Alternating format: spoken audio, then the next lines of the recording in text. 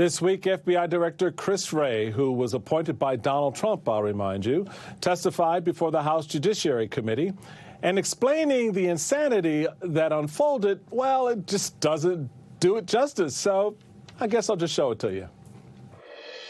When the court says the FBI misled, that's a nice way of saying they lied. How many individuals were either FBI employees or people that the FBI had made contact with were in the January 6th entry of the Capitol? Well, I'm going to make the assumption that there was more than one, more than five, more than 10. I will say this notion that somehow the violence at the Capitol on January 6th was part of some operation orchestrated by FBI sources and agents is ludicrous. Your job is to review what they do. Your job is to protect the American people from a tyrannical FBI storming the home of an American family. I could not disagree more with your description of the FBI as tyrannical. You preside over the FBI that has the lowest level of trust in the FBI's history. People trusted the FBI more when J. Edgar Hoover was running the place than when you are. Respectfully, Congressman, in your home state of Florida, the number of people applying to come work for us and devote their lives working for us is up over 100%. The American people fully understand that there is a two-tier justice system that has been weaponized to persecute people based on their political beliefs, and that you have personally worked to weaponize the FBI against conservatives. I would disagree with your characterization of the FBI and certainly your description of my own approach. The idea that I'm biased against conservatives seems somewhat insane to me, given my own personal background. That was just a small taste of the Cocoa Puffs crazy that dominated that hearing. I think Congressman Eric Swalwell summed it up best.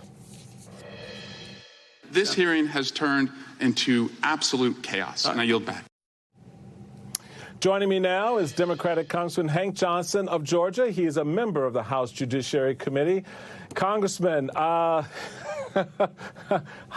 did you and your Democratic colleagues approach this hearing with Chris Wray, knowing you'd have to contend with so much crazy, the accusations, the unsubstantiated allegations? And I wonder if John Durham's time before your committee last month provided you with some kind of a blueprint of how to approach this.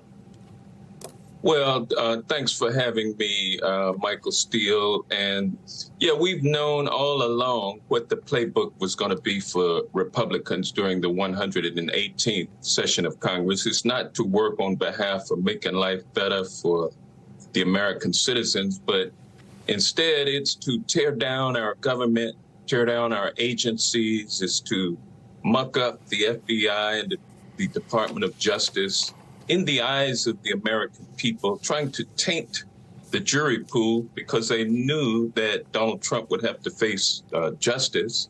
And so they want to taint that jury pool. They want to stoke fear and intimidation in the hearts and minds of FBI employees, witnesses against Donald Trump, and anybody else like Ray Epps. They don't want that kind of, people don't want to have that kind of treatment.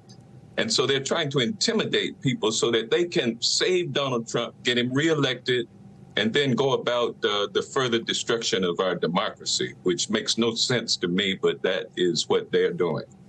Congressman, over and over in this hearing, we heard Republicans musing about the funding of, different law enforcement agencies across the government. They talk about this all the time now on the campaign trail as well.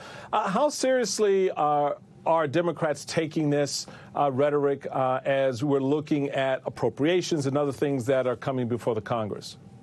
Oh, it's dead serious, Michael. They want to do everything they can to disembowel the Department of Justice, and particularly the FBI. They want to neuter it. They want to declang it or defang it. They want to remove its ability to hold people accountable through the criminal justice system.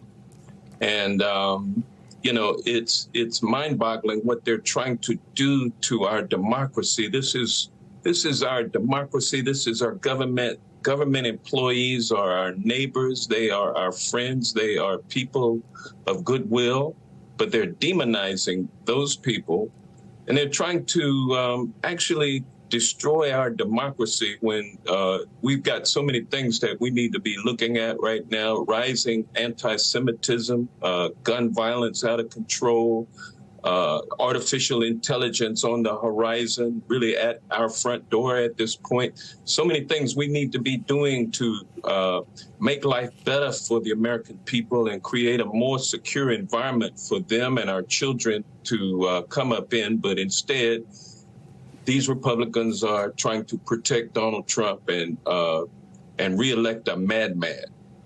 And so on that point of elections, and Congressman, you know this well, I know it as a former party official, when Americans go to the polls to vote, they expect the party that they put in power to serve their interests, to provide for them, to help them and deal with the big issues that they're concerned about. What did this hearing do for Republican voters?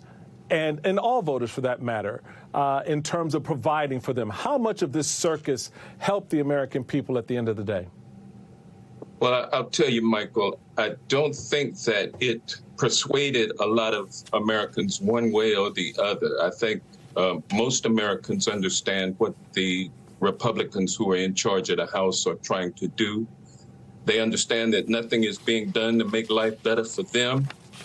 And the people who they are feeding this red meat to are further empowered to believe in this cause. But unfortunately for them, I don't think it accounts for a majority of the American people.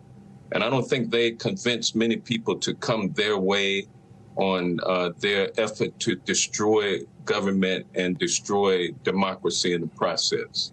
And I don't think they persuaded a lot of people to get on the Donald Trump bandwagon, which clearly they are on and driving with reckless abandon.